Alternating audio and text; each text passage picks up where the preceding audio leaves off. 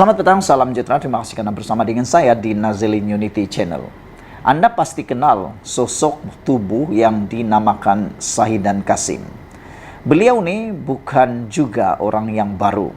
Beliau juga bukan orang yang tak dikenali. Berasal daripada Barisan Nasional UMNO, tetapi akhirnya kini bersama dengan Barisan Pembangkang Perikatan Nasional. Rupa-rupanya ini yang sering dilakukan oleh Shahidan sekarang yang mengejutkan seluruh rakyat Malaysia.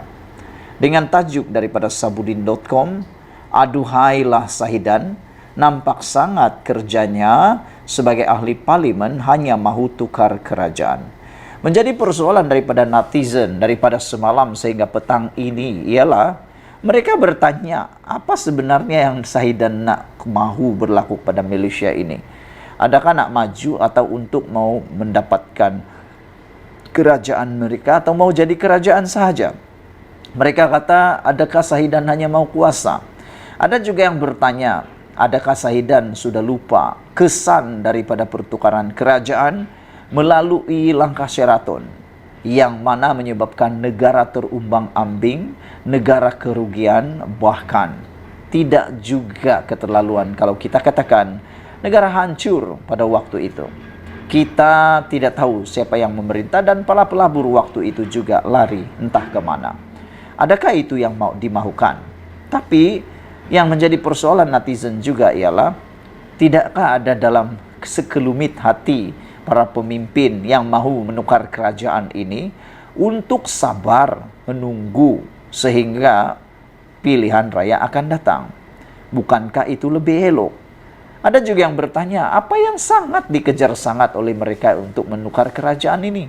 Adakah sesuatu yang mereka mau lakukan? Atau dengan kata lain, adakah udang di sebalik batu? Adakah mereka takut sesuatu sehingga mahu cepat sangat nak menjadi kerajaan kata mereka? Jangan-jangan kata mereka ada sesuatu yang mereka sembunyikan yang takut pula kedapatan kata mereka. Saya pun tak tahu sejauh mana kebenaran itu, terpulanglah pada anda untuk menentukannya. Namun, apa yang nak jadi dengan ahli parlimen Arau ini, yaitu Shahidan Kassim? Apakah kerjanya sebagai ahli parlimen hanya ingin menukar kerajaan saja? Sedih dan memalukan, ada ahli parlimen macam dia ni, menurut Sabudin. Kerja ahli parlimen ialah membela dan memperjuangkan nasib rakyat, bukan asik nak tukar kerajaan. Tetapi kenapalah Shahidan masih tak habis-habis dengan keinginan nak menukar kerajaan?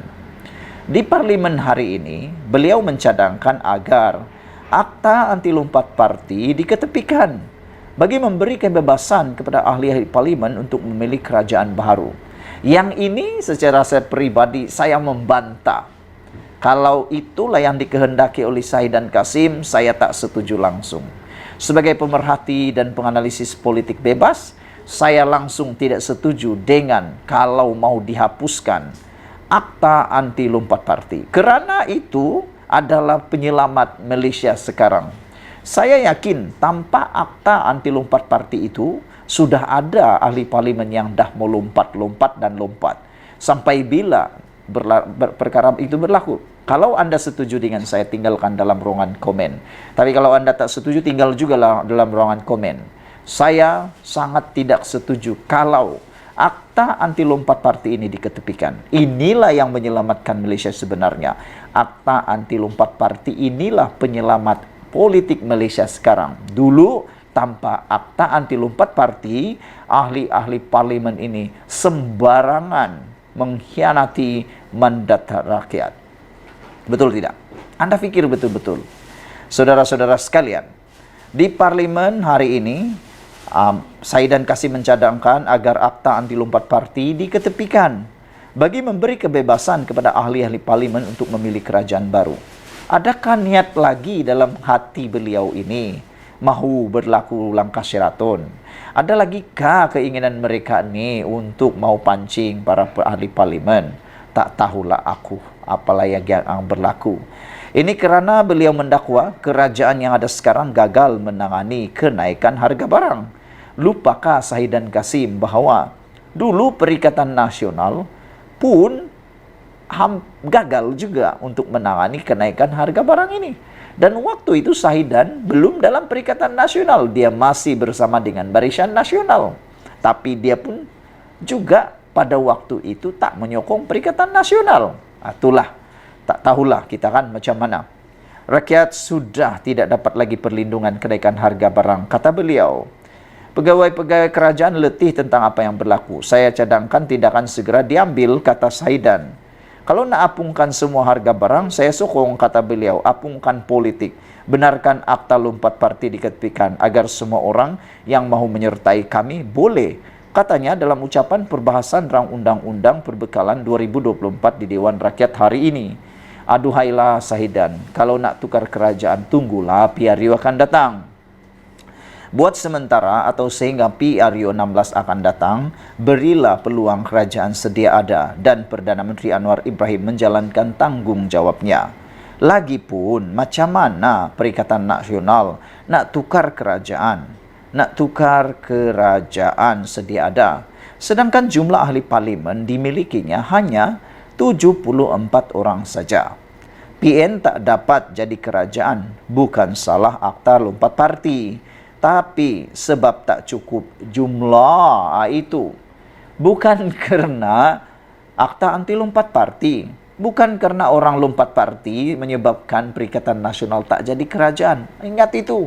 Tapi kerana mereka tak cukup jumlah, itu saja. Kalau Perikatan Nasional tak boleh jadi kerajaan sebab ada orang lompat parti, itu lain cerita. Tapi yang ini bukan sebab lompat parti, Perikatan Nasional tak jadi kerajaan. Tapi kerana kurang jumlah. Melainkan mereka nak mahu orang nak lompat parti. Itu perbuatan yang pada pendapat saya amat mengkhianati mandat rakyat. Saudara-saudara sekalian, dengan itu janganlah salahkan akta anti lompat parti. Jangan-jangan nanti kalau Sahidan tiba-tiba jadi kerajaan, dia akan sokonglah pula akta anti lompat parti ini. Bila tak jadi kerajaan, bila jadi pembangkang, tak suka anti lompat parti. Tapi bila jadi kerajaan, sukalah pula anti lompat parti. Mungkin itu boleh berlaku. Lagipun, Anwar dah beberapa kali mencabar Perikatan Nasional sebelum ini supaya bawa usul undi tak percaya terhadapnya di parlimen jika benar Perikatan Nasional ada sokongan untuk tubuh kerajaan. Tapi apa yang berlaku? Perikatan Nasional tak berani pun mahu membuat usul selepas itu. Kenapa? Mereka tahu mereka tak cukup sokongan. Kenapa tak berani nak bawa ke kata sabudinhusin.com. Sahidan kalau mahu juga nak tukar kerajaan, apa kata Sabudin, usulkan undi tak percaya di parlimen. Sekian dulu untuk kali ini. Jangan lupa tinggalkan komen Anda. Malaysia kita punya, kita juga sama-sama cintai Malaysiaku. Kita jumpa lagi. Bye-bye.